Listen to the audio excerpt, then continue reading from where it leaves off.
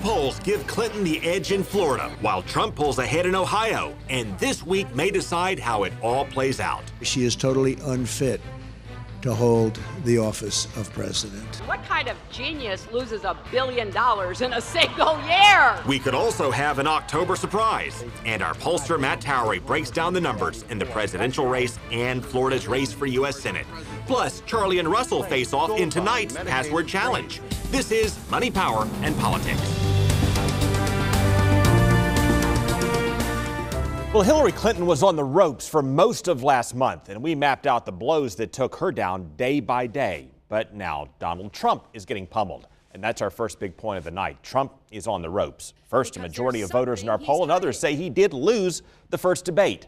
Then he responded to attacks that he made fun of a beauty contestant's weight by insulting her weight again. And then he went on a Twitter rant, attacking her yet again and accusing her of having some kind of sex tape. And then as Clinton questioned his temperament, he mocked Clinton's sinking spell. Here's a woman.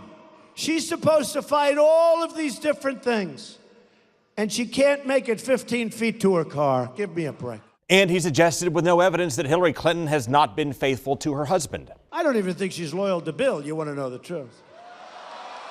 And really, folks, really, why should she be, right?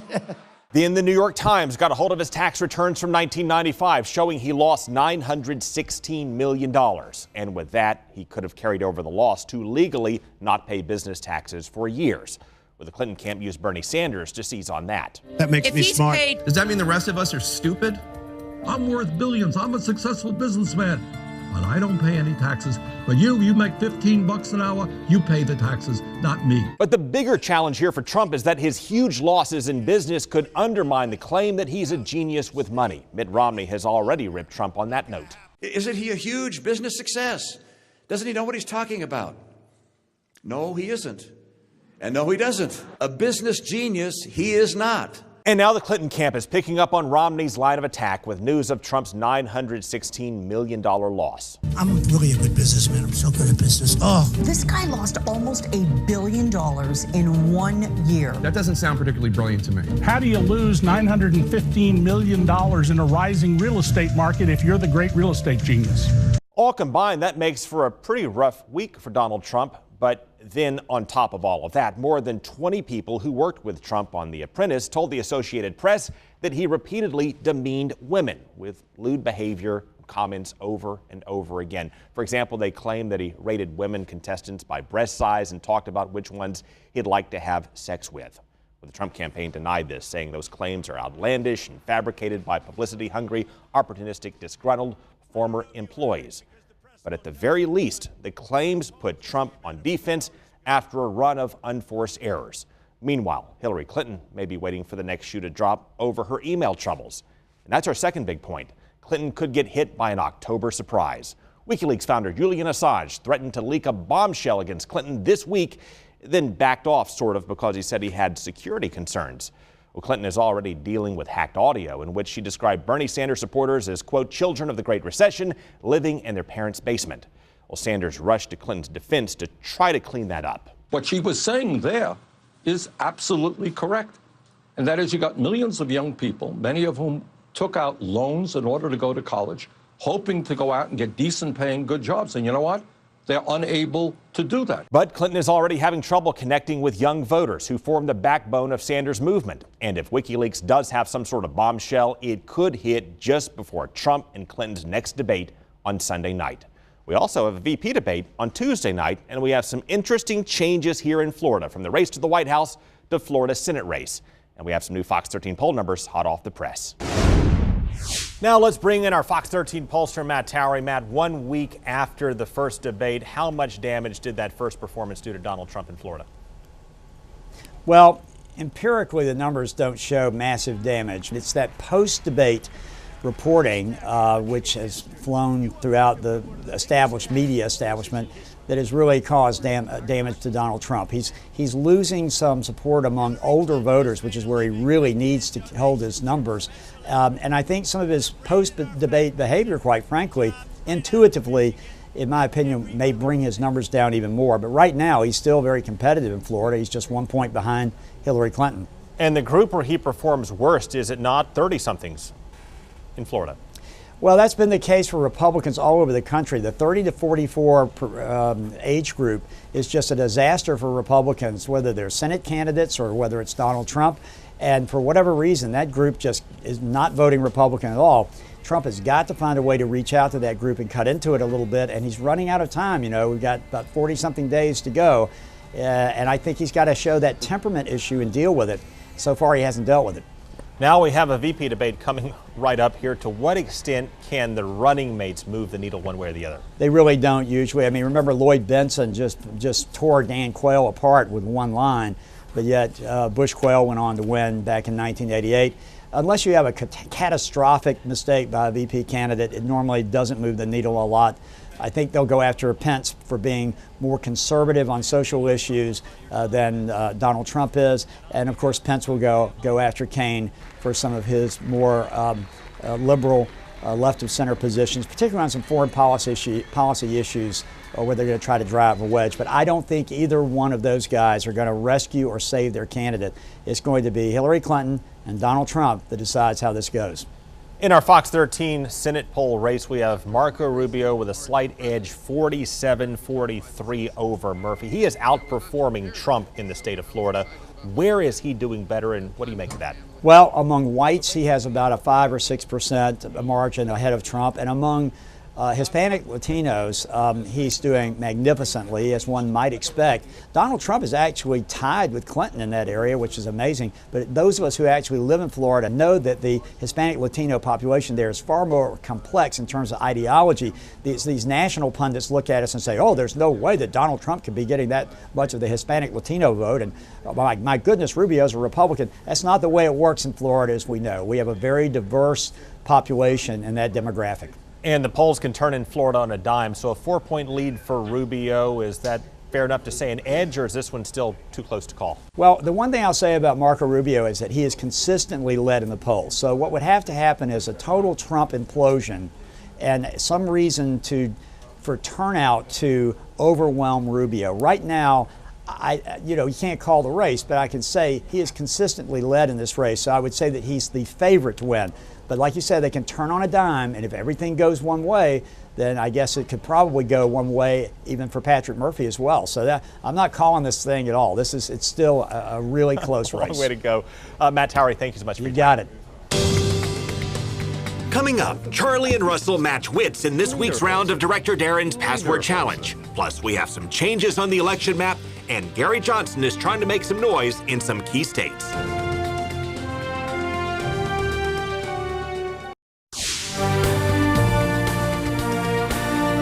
Maytag Repairman. A couple of weeks ago, we launched a new segment with Marissa and Russell called Director Darren's Password Challenge. Yeah. We got him.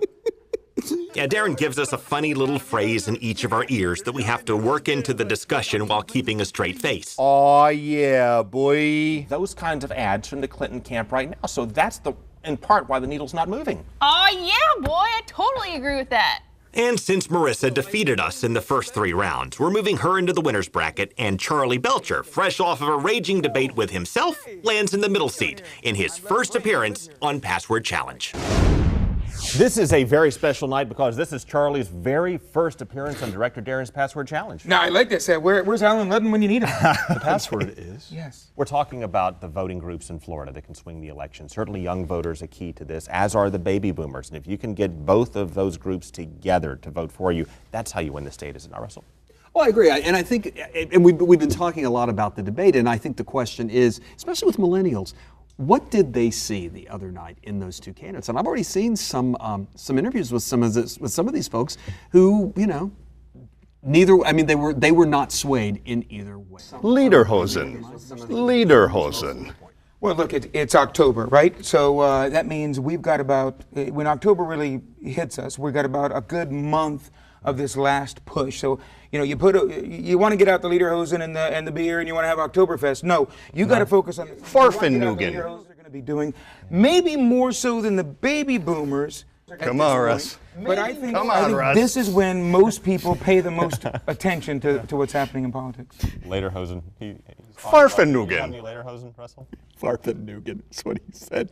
Farfenugan. I can't use Farfenugan in a sentence. I'm out already. Go ahead. Okay, it's you and me, Charlie. You guys go. We're the You guys finalists go. here. Now, Oddly enough, As Kramer says, I'm out. I'm out. Yeah. Oddly enough, I haven't even gotten a word yet. I just make very odd analogies. Okay, but you know, the baby boomers obviously have been key to past election cycles, but young voters who gave it to Obama Nipsey Russell. many Nipsey of them Russell. may be sitting on the sidelines, and that is why Hillary Clinton's numbers have slumped recently, because the pollsters switched from all registered voters to trying to find the likely voters. You can't sit on the sidelines. I mean, I quote the great Nipsey Russell when I say, ain't no shame unless you're not in the game. And that's just it. You got to be in the game. You can't be on the sideline. And Nipsey Russell, how does she relate to the race? Nipsey Russell was a man, first of all. The great Nipsey Russell was a wonderful rhymer who was in all the game shows in the 70s and 80s. But yeah, he was just wonderful at rhyme. And The Scarecrow and the Wiz, too. yeah, it was. Yeah, that's right. Now I remember. So Great on match game. this is going to come down to certainly key battleground states. It's going to be Florida. It's going to be Ohio, and it may be Pennsylvania, because while Donald Trump may not have won that first debate on points, he did connect with a lot of people on the issue of trade. Gold Bond medicated cream. Yeah, well, you know, He's repeating every word I get for some reason. you have This to. game is fixed. I've decided this game is fixed against me. Oh, I sound like Trump, don't I? You got a bad mic there. I got a bad mic, bad audio. This is fixed against me. Yeah, well, Trump, I think, was wounded in the first debate, and I think he needed some of that full bond medicated powder to recover from this. cream. Gold Bond. I think the Gold Bond medicated powder is probably Gold what he Bond. said in your Yeah. ear that you Yeah. that you didn't hear. But yeah, Because Russell was laughing. yeah. Somebody needs a. I am not a crook. I am not a crook. Battleground states. You're right. Because look, didn't we hear that Hillary Clinton is now giving up on Ohio, or thinking about giving up on Ohio? She's pulled back. She's pulled back. But that was Nixon's strategy, too, after he got into so much trouble and he said, I am not a crook, I am not a crook. But he had to focus on states like Ohio Come on, Russ. and certainly his home state of California. And that is how he ultimately, well, he did all of that after he got elected. So I guess the analogy doesn't apply. But nonetheless, he said, I am not a crook. And that's what people remember. Charles Nelson Riley. And that weird wave when he finally left. Yeah. Remember that thing when he wave, finally got that's on Air Force One for the last time? I tell you guys, I feel like the Charles Nelson Riley of this outfit, right? Because, you know, here we sit and we're playing Zippity doo dah, zippity doo dah. and then I'm the Charles Nelson Riley of this. I said to all of them, I haven't tried that before. Election. And let's just hope they handle it with the grace of John Boehner when he stepped out and when he quit. Remember, he was singing zippity-doo-dah, zippity-yay, and he took it in stride, and that's what we hope somebody will do on November 9th. Well, I think a lot of people are zippity-doo-dah through all these commercials and through all this talk and through all this banter, and I mean, it's almost a mantra, zippity-doo-dah, because you're just inundated with this stuff, and I think there's a large amount of people who just want this to be over. I agree with you. And it will be And I soon. might Like be one of them. Like Russell feels about this segment. They just want it to be done. And I'm gonna say, but let me just say one thing before we go. And I guess we're going. That was the best use so far. Zippity Doo Dah and John Boehner was the best use. I'll take the point on that. That's right. You won that one. I got it. give you that All one. right. I'm giving. You're I'm the pretty best. sure I won, though. I never laughed. I'm pretty sure I won. We'll give it to Charlie, too. All right, Russell, Charlie, All the thank you votes are much. counted, but I'm pretty sure I won. I'm claiming victory. Hanging Chad, maybe? My people say I won this debate. We'll be right back. All right, thanks, guys. All right, please check out our YouTube channel for more rounds of Password Challenge and our other humor segments. Search for Craig Patrick's Money, Power, and Politics on YouTube and click subscribe. You'll also find our investigations of money and politics, extended interviews, and prior shows you may have missed. All right, coming up, we have some changes to talk about on the election map. We have new projections and a closer look at Gary Johnson's strategy to shake things up.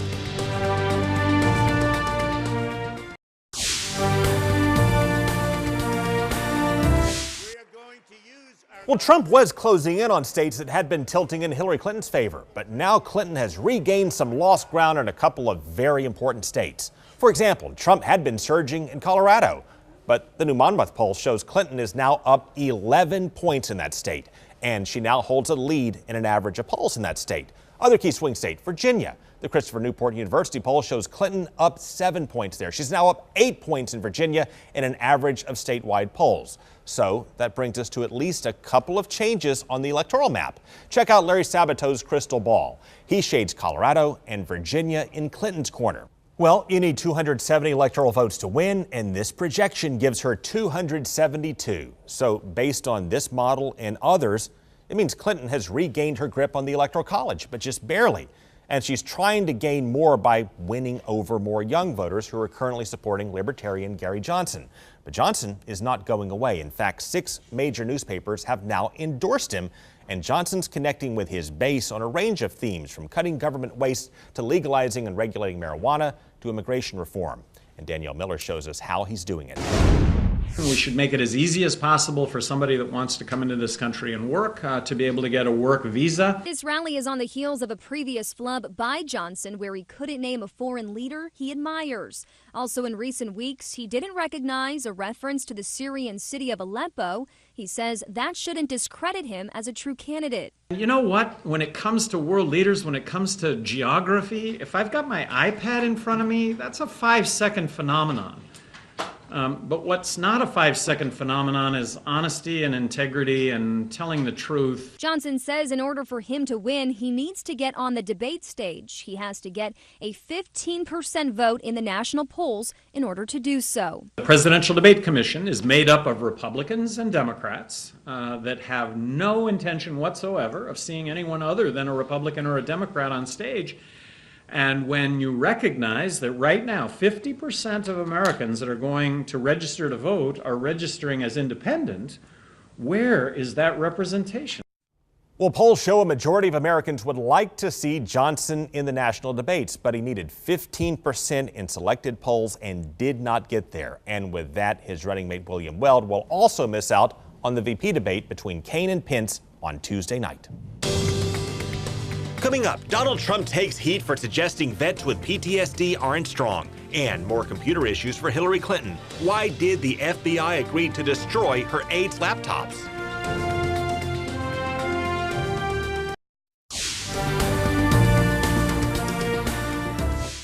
Well, more questions tonight about Hillary Clinton and her staff's computers, because sources have told Fox News that the FBI agreed to destroy laptops of 2 key Clinton aides as part of an immunity deal. This involves Clinton Chief of Staff Cheryl Mills, her former Chief of Staff, and ex-campaign staffer Heather Samuelson. And with this, the sources tell us that the destruction of these laptops means, of course, the computers cannot be used as evidence in future legal proceedings should some new information arise. Meanwhile, questions tonight following Donald Trump regarding his comments about veterans with PTSD. And speaking to a group of supporters in Virginia, Donald Trump said when people come back from war, they see things that a lot of folks in this room maybe have not seen many times over, and you're strong and you can handle it, but a lot of people cannot handle it. With that, he's taking heat. The Trump campaign says his comments taken out of context. Bet that will come up in the running mates debate tomorrow night. That's our show. Thanks for joining us.